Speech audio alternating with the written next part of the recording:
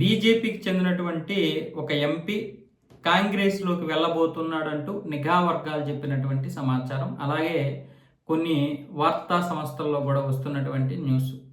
దానికి సంబంధించి ఆయన వేరే పార్టీ నుండి బీజేపీలోకొచ్చాడు. బీజేపీ నుంచి ఇప్పుడు కాంగ్రెస్‌లోకి వెళ్ళబోతున్నాడు. ఎందుకంటే మంత్రివర్గ విస్తరణ జరిగినటువంటి ప్రతిసారి కూడా తను ఆశపడ్డాడు. అయినా సరే మంత్రివర్గ విస్తరణలో ఆయన్ని తీసుకోలేదు. కనీసం రాష్ట్ర అధ్యక్షుడిగా అయినా ఇస్తారంటే అది కూడా ఇవ్వలేదు. రామచంద్రరావుకి ఇచ్చారు.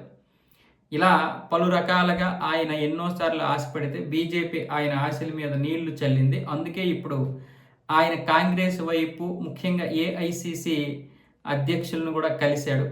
అలాగే ఇక్కడ జరుగుతున్నటువంటి పరిణామాల గురించి, కాంగ్రెస్లో ఉన్నటువంటి కొంతమంది అవినీతి ఎంపీల గురించి కూడా ఆయన అయితే కాంగ్రెస్ పెద్దల వద్ద పెట్టాడు అని చెప్తే, అటువైపు కాంగ్రెస్ అధిష్టానం ఇక్కడ ఉన్నటువంటి కాంగ్రెస్ నేతలను కలిసి ఇక్కడ పలానా వ్యక్తి కలవబోతున్నాడు, వస్తామంటున్నాడు, దానివల్ల వచ్చేటటువంటి పర్యవసనాలు ఏంటి అనేది అధిష్టానం వీళ్ళని అడిగింది.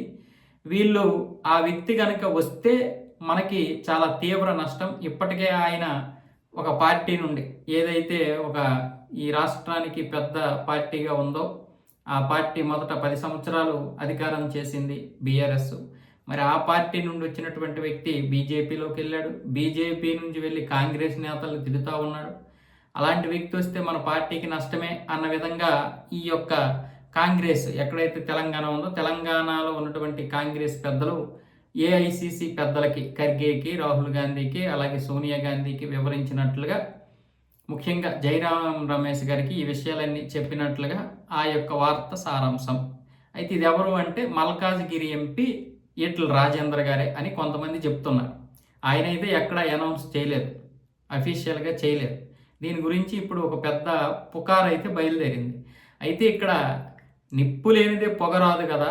ఆయన అయితే ఖచ్చితంగా ఆశపడ్డాడు కేంద్ర మంత్రి ఇస్తారేమని చెప్పి. ఎవరికైనా ఆశ ఉంటుంది. పైగా బీఆర్ఎస్ నుంచి వెళ్ళిపోయాడు. బీఆర్ఎస్లో మంత్రిగా చేసినటువంటి వ్యక్తి ఖచ్చితంగా బీజేపీకి తనే దిక్కు అవుతాడు అనుకున్నారు. కానీ ఇక్కడ నాయకత్వ పోరుతో ఎవరూ ముందుకు రాలేకపోయారు. అటు ఈటల రాజేంద్ర అని కాదు, అంతకుముందు ఉన్నటువంటి బండి సంజయ్ కానీ, లేకపోతే రఘునందన్ గారు కానీ, లేకపోతే ఇటువైపు రామచంద్ర గారు కానీ, అలాగే అటువైపు ఏమొచ్చేసి చివరికి ఆయన వస్తారు అనుకున్నారు రాజాసింగ్, ఆయన కూడా అలాగే ఉండిపోయారు.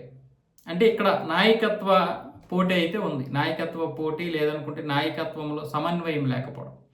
ఈ విధమైనటువంటి దీంట్లో ఇప్పుడు ఈటల రాజేంద్ర గారి పేరే వినిపిస్తుంది. అయితే ఇది నిజమా కాదా అనేది మరొక 2-3 వారాల్లో తెలియవచ్చు. అయితే ఆయన ఎందుకు చూస్తున్నాడు అంటే ఇప్పుడు జరుగుతున్నటువంటి పరిణామాలు, ముఖ్యంగా ఢిల్లీలో జరిగినటువంటి జంతర్ మంతర్ వద్ద, అలాగే రాజీనామాతో పాటు బీహార్లో ఓడిపోవడం, మధ్యప్రదేశ్లో ఓడిపోవడం ఉప ఎన్నికల్లో. సో ఇవన్నీ చూస్తే ఖచ్చితంగా బీజేపీకి రాబోయేటటువంటి ఎన్నికల్లో గడ్డు పరిస్థితులు వస్తాయి. 3 సార్లు ఎన్నికల్లో గెలిచింది కాబట్టి 4వసారి రావడం కష్టమే అనేటటువంటి నేపథ్యంలో ఆయన ముందుగానే జంప్ అవుతున్నారనే ఉద్దేశంతో కూడా కొంతమంది అంటున్నారు. బహుశా ఏదైనా కావచ్చు, కాకపోవచ్చు. కొన్ని రోజులు వేచి చూస్తే అన్నీ అర్థమవుతాయి. బీజేపీ మాత్రం ఇక్కడ ఖచ్చితంగా బీజేపీ అధిష్టానం జాగ్రత్త పడాల్సినటువంటి అవసరం అయితే ఉంది. అయితే ఈటల రాజేంద్ర గారికి కేంద్ర క్యాబినెట్లో స్థానం ఇస్తే బాగుండేది. ఆయన ఇక్కడ మంచి దమ్మున్నటువంటి లీడర్ కూడా. ఏ లీడర్లోనైనా కొన్ని మైనస్లు, కొన్ని తప్పులు ఉంటాయి. అవి నేను కాదని చెప్పను. అలాగైతే ప్రతి ఒక్కరిలో కూడా ఉంటాయి. అయితే ఆయన బీజేపీలోకి వచ్చిన తర్వాత సముచితమైనటువంటి స్థానం ఆయనకి ఇవ్వలేదనే విషయంలో చాలామంది, ముఖ్యంగా ఆయన అభిమానులు అయితే నిరాశ చెందిన మాట వాస్తవం. ఆయన్ని క్యాబినెట్లోకి తీసుకుంటే బాగుండేది. తర్వాత జరిగేటటువంటి పరిణామాలు ఎలాగున్నా సరే, తీసుకున్నప్పుడు జరిగేటటువంటి పరిణామాలు ఎలా ఉండేవి అనేది ప్రాక్టికల్గా తెలిసేది.